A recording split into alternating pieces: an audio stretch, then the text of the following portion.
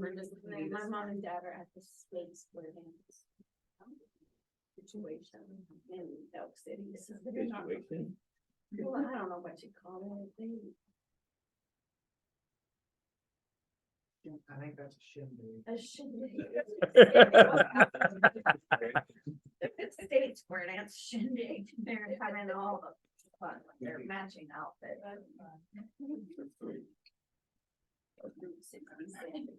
Where it's extravaganza. Well, you had to look forward to.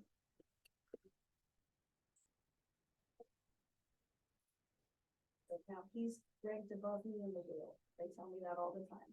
They're like, you know, your brother won square dance with us, so he's higher on the wheel than you are. Meanwhile, bigger print. Shauna, read for me, please. Again, I saw vanity or Vapor. vapor. Under the sun, the case of solitary individuals without sons or brothers, yet there is no end to all their toil, and their eyes are never satisfied with riches. For whom am I toiling? They ask, and depriving myself of pleasure. This also is vapor and an unhappy business. Two are better than one, because they have a good reward for their toil. For if they fall, one will lift up the other. But woe to one who is alone and falls and does not have another to help. Again, if two lie together, they keep warm. But how can one keep warm alone? And though one might prevail against another, two will withstand one.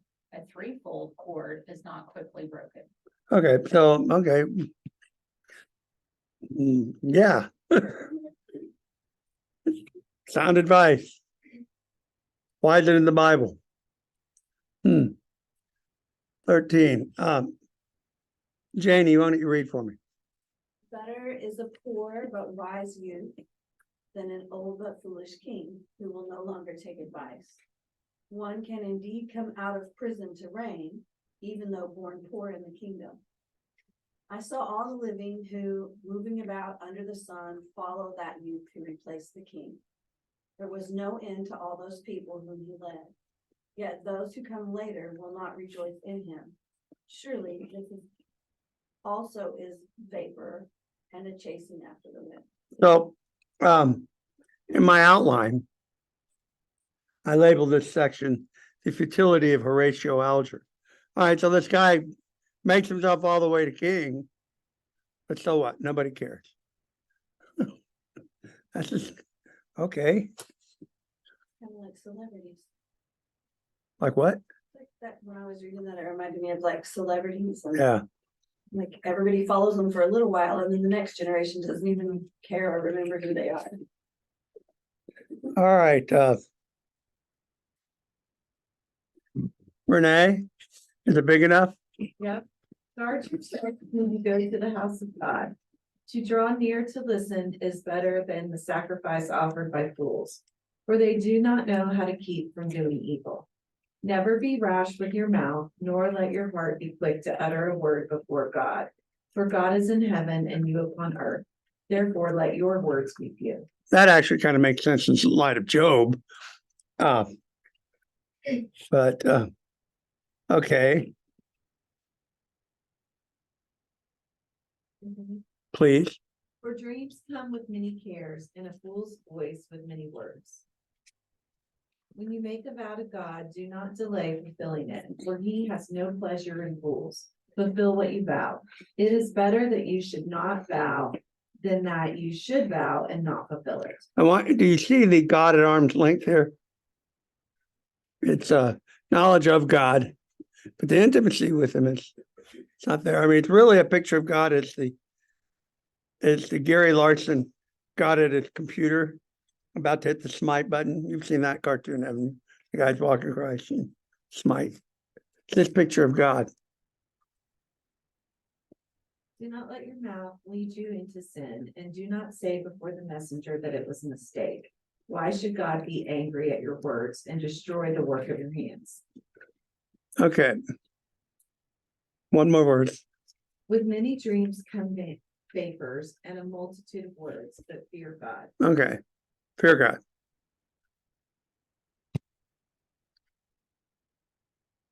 verse 8. Let's have Nancy, would you read, please? Do you know what I was doing right then? I was going, Daniel and Nancy. If you see in a province the oppression of the poor and the violation of justice and right, do not be amazed at the matter, for if the high officials watch by a higher, and there are yet higher ones over them. But all things considered, this is an advantage for a land, a king for a plowed field. The lover of money will not be satisfied with money, nor the lover of wealth with gain. This is also favor.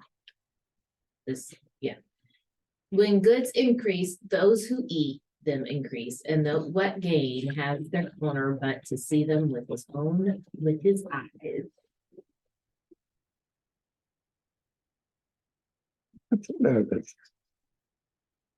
Excuse me. Follow my outlook. Sweet is the sleep of laborers, whether they eat little or much, but the surfeit of the rich will not let them sleep. Surfeit?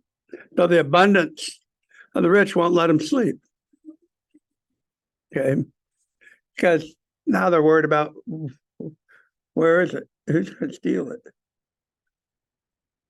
There is a grievous ill that under the sun. Riches were kept by their owners to their hurt. And those riches were lost in a bad venture, though they are parents of children, they have nothing in their hands. As they come from their mother's womb, so they shall go again. Naked as they came, they shall take nothing for their toil, which they may carry away with their hands. This is also a grievous ill. Just as they came, so shall they go.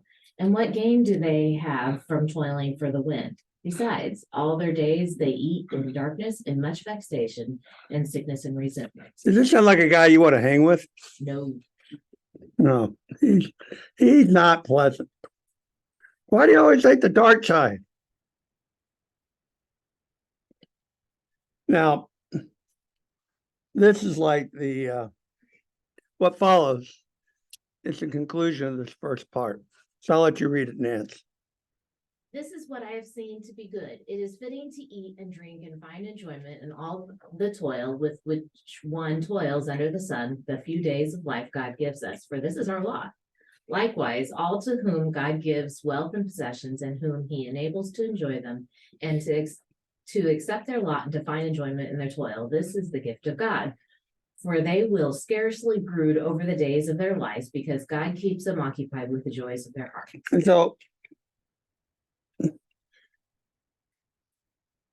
that's all you can do is take pleasure in what you do, what you amass. That's what this guy's saying.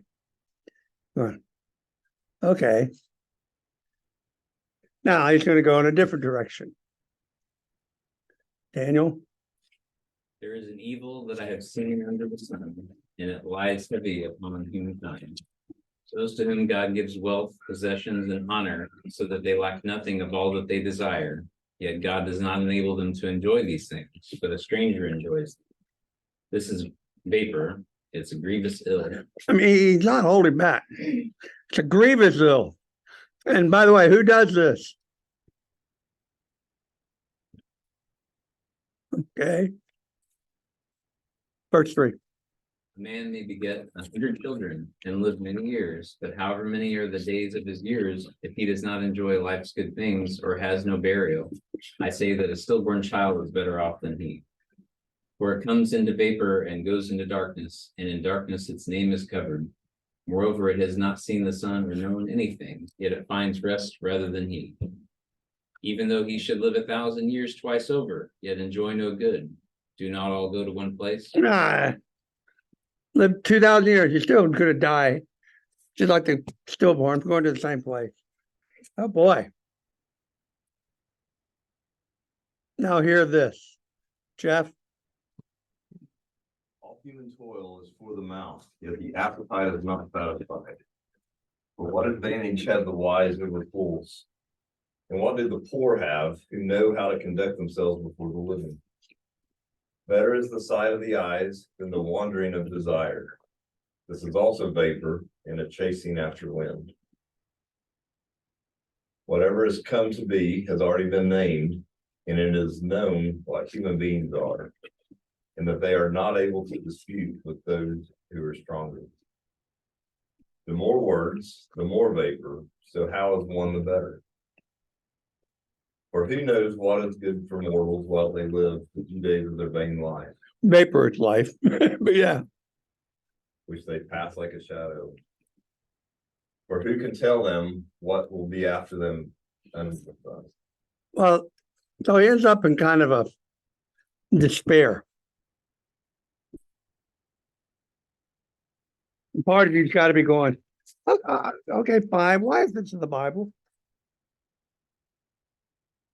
Why do we need to know this? And do we even agree with it? Huh? Chapter 7.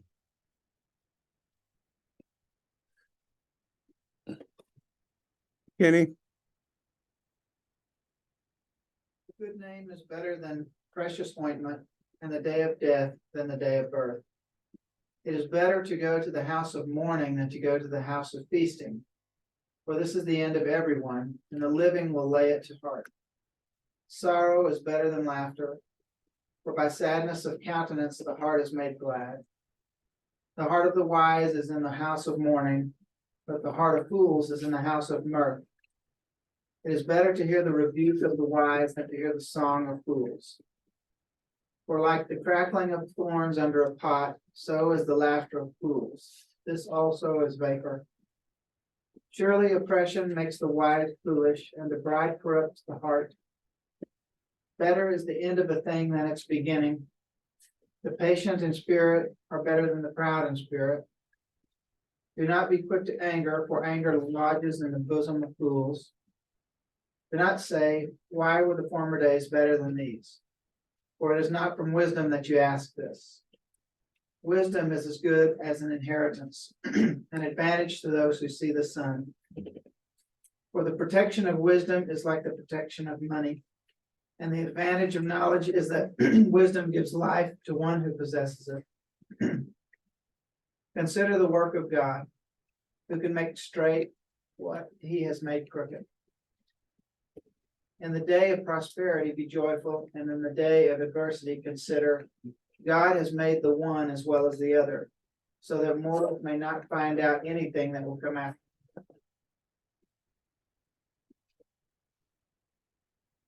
And you're not going to find out what's coming out after them. I've got to run the bathroom real quick. Sorry. My late things.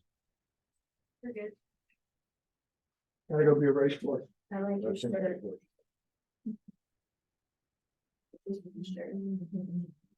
It says someone's using glitter. Figurative things and things.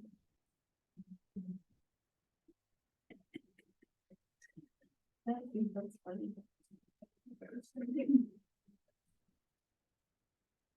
And so did your tomatoes get ready? Yeah. Danny like his first There's one. almost one right where y'all got going. Yeah, I put on a sandwich earlier this week, but I also got a cucumber.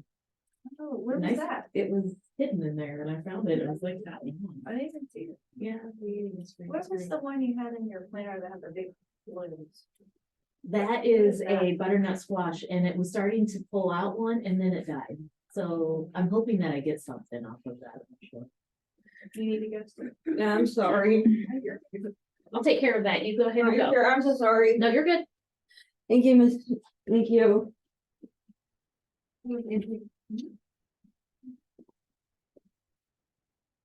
So I got a new situation happening this week. I called Ryan and she's like, don't worry, it'll be fine. When I'm in my walker like this, and I'm like putting pressure, like every 3 steps or 3 downs, my elbow pops so loud. Yes. And like, it's just constantly popping. She's like, that's true, look at that's working back into place. I'm like, well, didn't the Ask first that pop be at yeah, this ask that place, question. now it's Keep like, coming back away. stay there. You ask, do we even agree with it? It doesn't feel very good. Which I think is an I'm interesting, not messing up this fracture. I think it's an interesting question. Well, you go to the Bible. How can we not agree with it? Exactly. Well, there's more to the book yet. Go down and watch you have. The pressure Well, to do there. So when I can Timing of wait the over here. question. Yeah. especially interesting to me because I was sitting here wondering if I, I agree with before you you. even asked, I thought, I don't know about this. You know, and I don't know. I think, did you tell us who wrote it? I don't know who wrote it. We don't know who wrote it. But this is not in the age of people growing to be 900 years old, right? This isn't, I mean, people live normal lives. Right. So my thought process is, I've lived, I'm over half my life, I would say. And I wouldn't write How old are you? 55. I would, So, 110, I guess it's possible. I mean, you know, people are going. Okay. Kind of thinking I probably will try. Yeah, I'm gonna go for it. So I wouldn't write this stuff. I don't consider myself to be especially wise, but I think I'm at least have average intelligence, I think, so. I wonder if I agree with that, so I'm. Well, notice he talks about God, but he doesn't talk about getting to know God. He talks about God as an item. That's what I find interesting. It's kind of like he knows it's window shopping. Yeah, arm's length is the way I describe it. It's not an intimate. It kind of tells you what, it's kind of like somebody.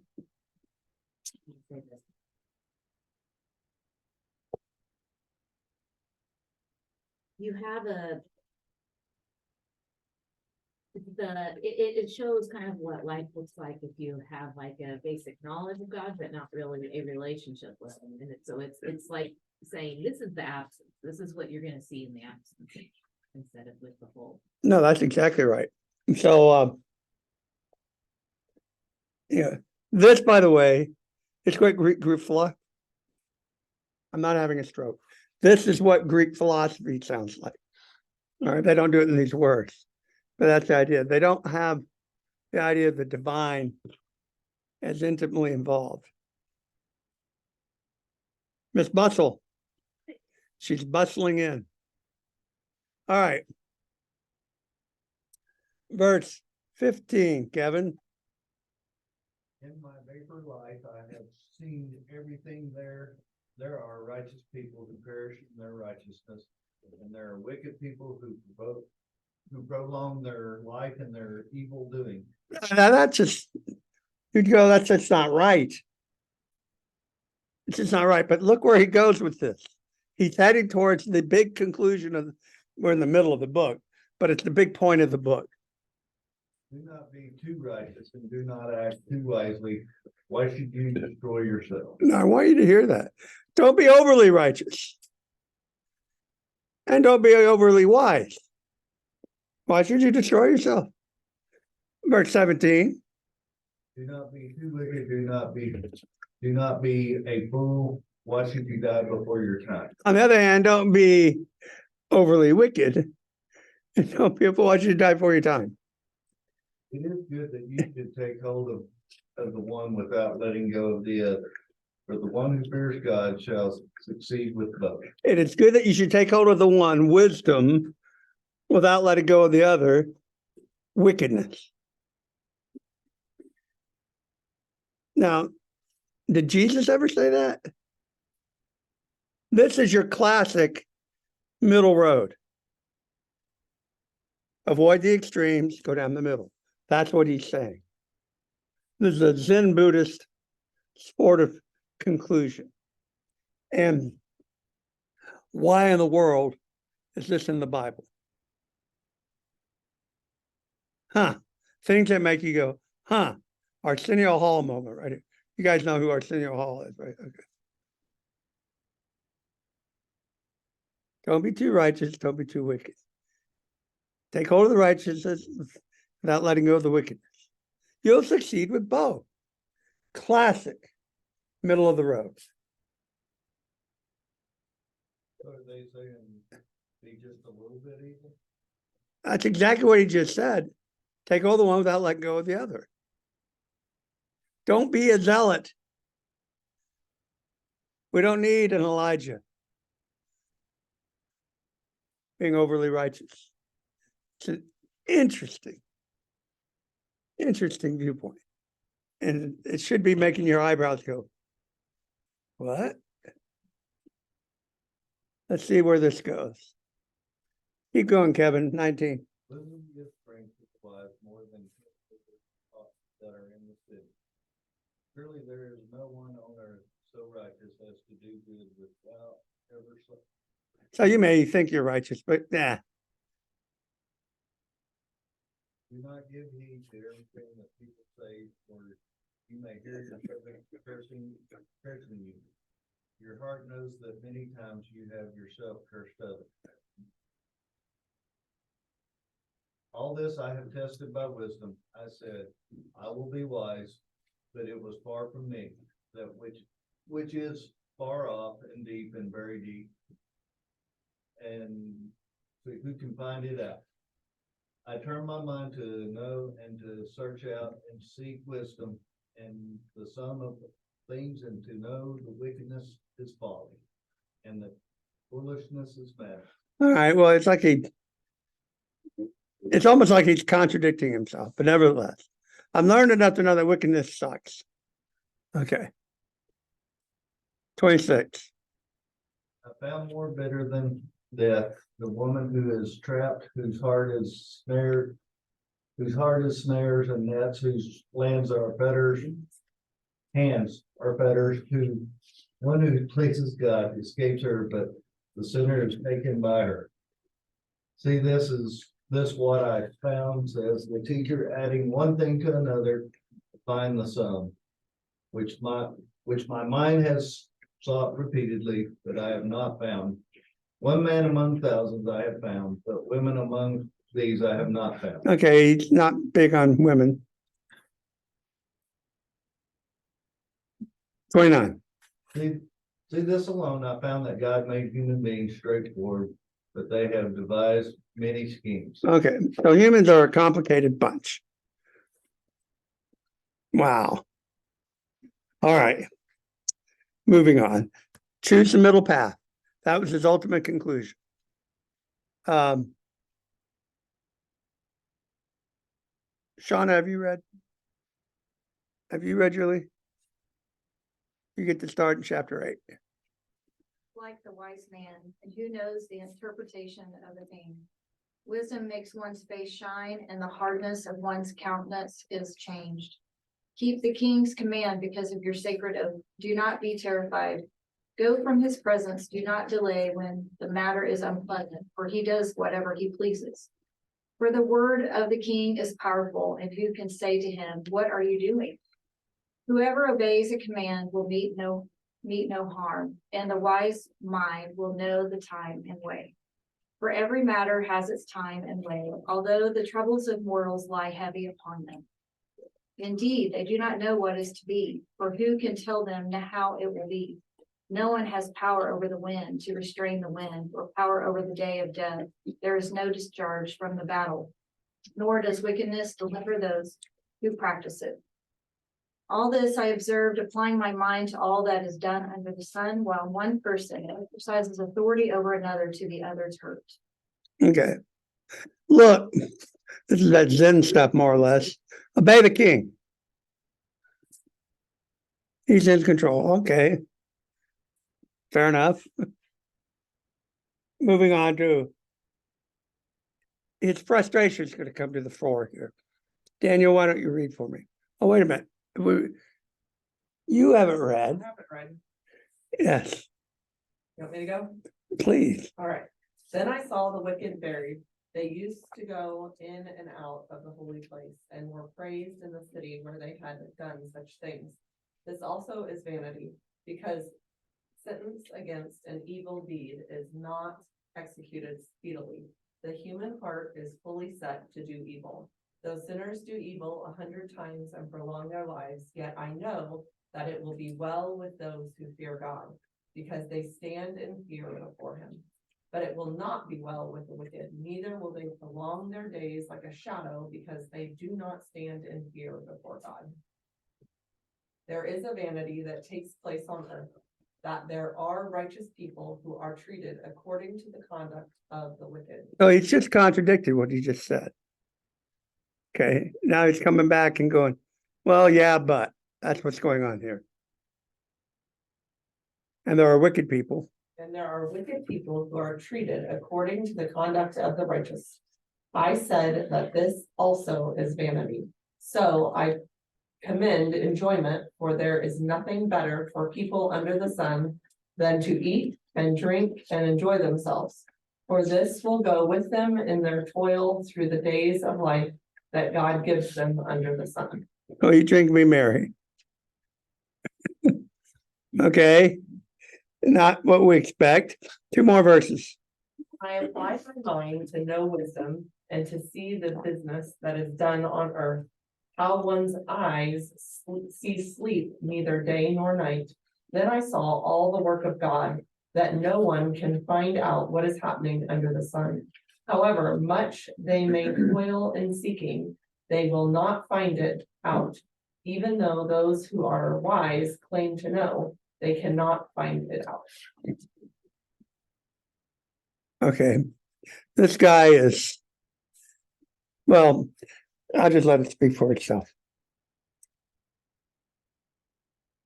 All this. We'll pass it to your husband. All this I laid apart, examining it all, how the righteous and the wise and their deeds are in the hands of God.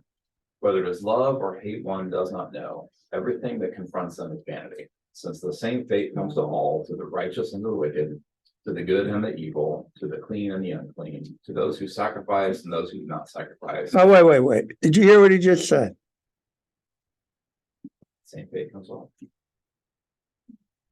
It just doesn't matter. We're all going to die. That's where he's going. This is where you are. As are the good, so are the sinners. Those who swear are like those who shun an oath. This is an evil and all that happens under the sun, that the same fate comes to everyone. Moreover, the hearts of all are full of evil. Madness is in their hearts while they live, and after that they go to the dead. But whoever is joined with all the living has hope, for a living dog is better than a dead lion. The living know that they will die, but the dead know nothing. They have no more reward, and even the memory of them is lost. Their love and their hate and their envy have already perished. Never again will they have any share in all that happens under the sun. He clearly doesn't have a concept of post-mortem existence. All right. And the emptiness of that is apparent in his words. We don't know. Well, there's more contradictions, because earlier in the book, he talked about it better than not have been born. Here you're talking about it's better to be alive. Well, here he's saying it's better to be alive than dead. And you're going, but earlier you said it's better not to even been born. That would be better than both. But given an option, it's better to be alive than dead. A live dog is better than a dead lion.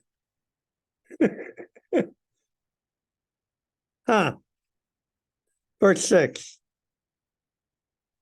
Their love and their hate and their envy have already perished. Never again will they have any share in all that happens under the sun. Go eat your bread with enjoyment and drink your wine with a merry heart, for God has long ago approved what you do. Let your garments Follow. Oh, okay. Verse 8. Let your garments always be white. Do not let live life. Life keep up all the days of your vain life that is given under the sun. Because that is the portion of life, the toil of the toil under the sun. Whatever your hand finds to do with your might, for there is no work of thought or knowledge or wisdom in Sheol to which you are going. Okay, so he knows Sheol, but it's empty in his concept. My dad used to say, if a job's worth doing, it's worth doing well. That's a slight variation of this. If you're going to do something, do it right. Oh, okay. 2 more verses. Again, I saw that under the sun the race is not to the swift, nor the battle to the strong, nor bread to the wise, nor riches to the intelligent, nor favor to the skillful. But time and chance happen to them all. It's a roll of the dice. What? Just as I suspected.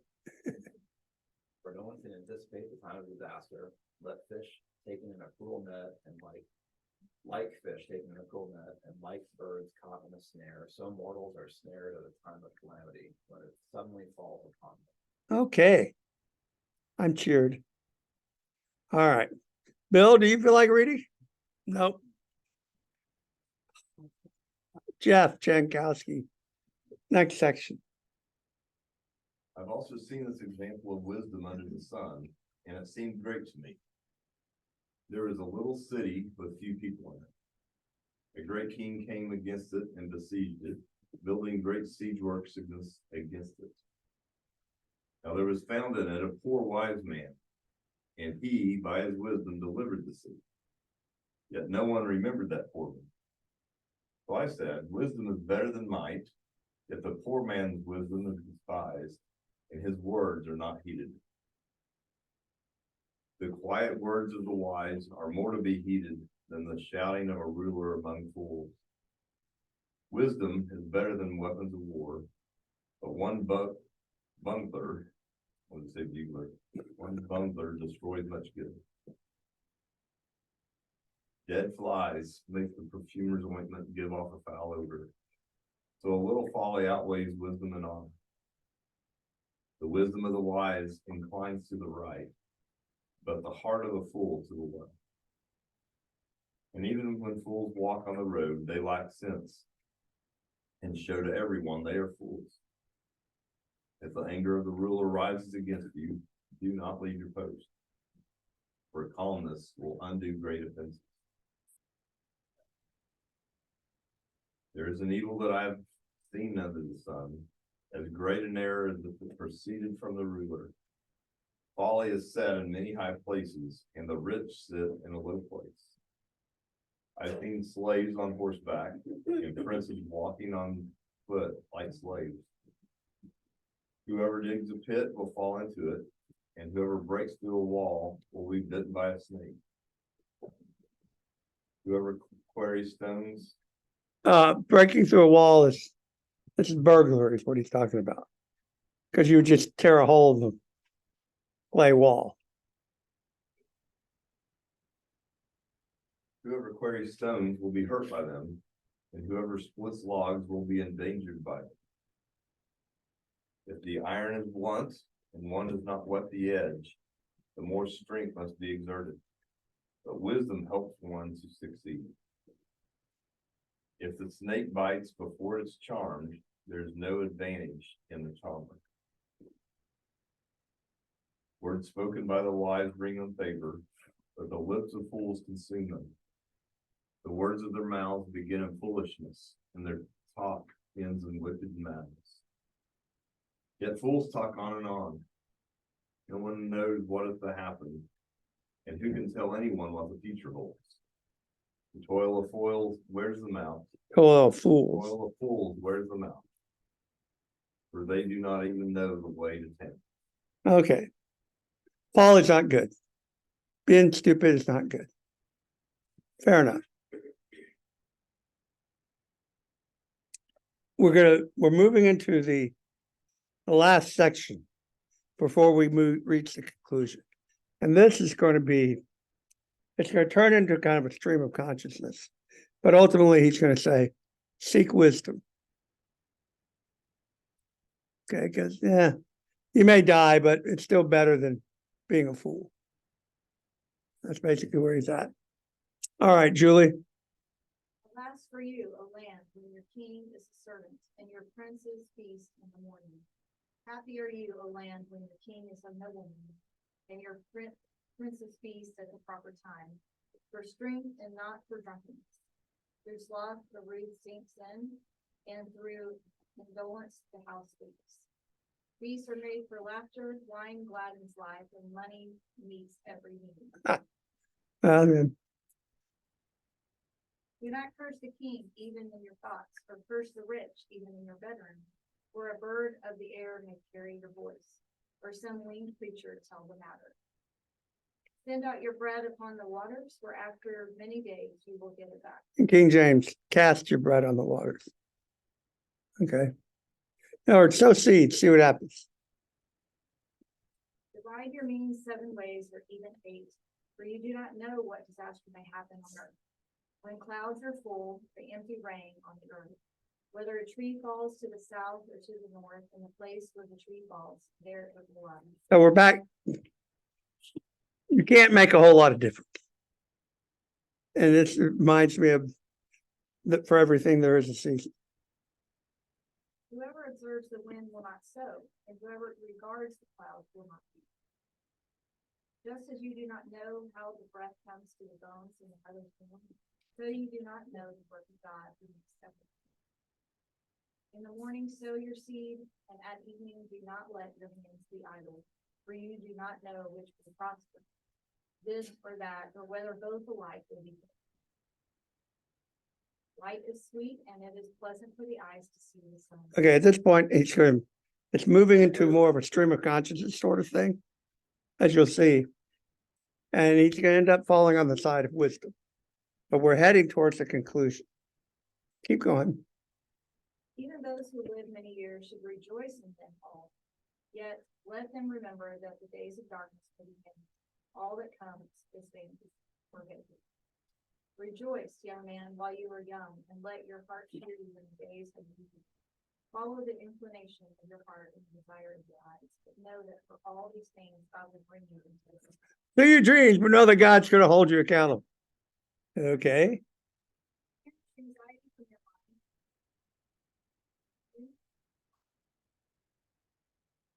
mind. And youth is wasted on the young. All right. Nance. Remember your Creator in the days of your youth, before the days of trouble come, and the years draw near when you will say, I have no pleasure in You this. can live long enough and just say, my grandmother was in the nursing home. And I'd go visit her and she says, why won't God just let me die? You know, in a few moments of sentence. Okay, keep going. For the sun and the light and the moon and the stars are darkened, and the clouds return with rain. In the day when the guards of the house tremble, and the strong men are bent, and the young women who grind cease working because they are few, and those who look through the windows see dimly. When the doors on the street are shut, and the sound of the grinding is low. This is all one sentence. He's just spitting it out. And one rises up at the sound of a bird, and all the daughters of song are brought low. When one is afraid of heights and the terrors in the road, the almond tree blossoms, the grasshopper drags. Where's this coming from? Almond tree blossoms, grasshopper drags itself along. Desire fails because all must go to their eternal home. And the mourners will go about the streets before the silver cord is. Now he's getting a little, what's the word I want? Mystical here. Before the silver cord is snapped. And the pitcher is broken at the Golden bowl. Oh, I'm sorry.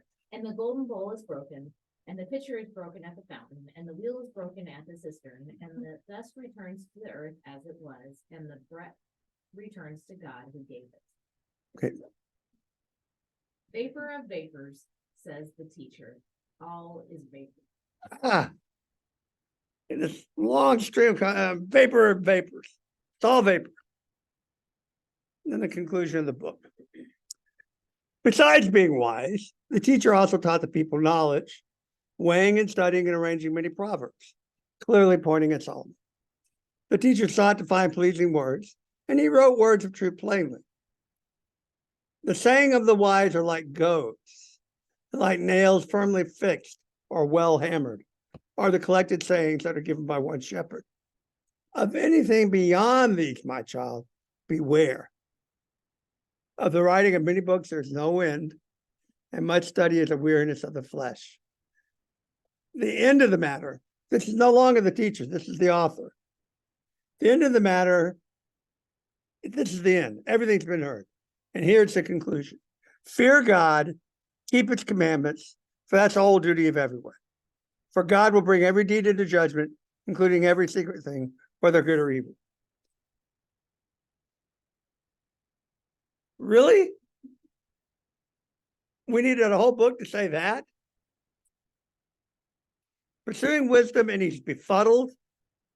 He can't decide which is which. because God's here, not here. There's no intimacy, even in the conclusion. Fear God and keep his commandments. Well, yeah. But that's more of a prophetic answer than a wise answer. And it's things that make you go, huh. So wisdom, the point of the book of Ecclesiastes is that wisdom without knowing God intimately is, I don't want to say folly, but it's very insufficient. That's what we just concluded. And you don't fear God and keep his commandments. You don't need wisdom for that. God tells you that. And you do it, why? Because God's going to judge it. So not out of love for God, but because God's going to judge it.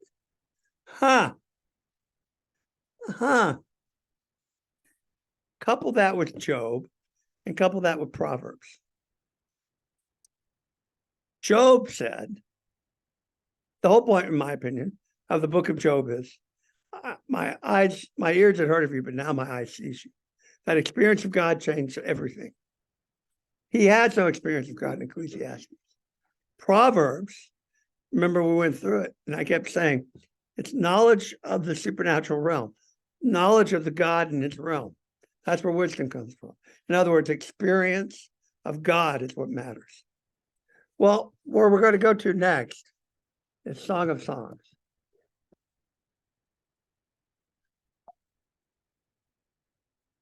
Why? Because, oh, good grief. Let's do it that way. Song of Solomon. Okay, different type. But we're going to do this next. And this has a very different message.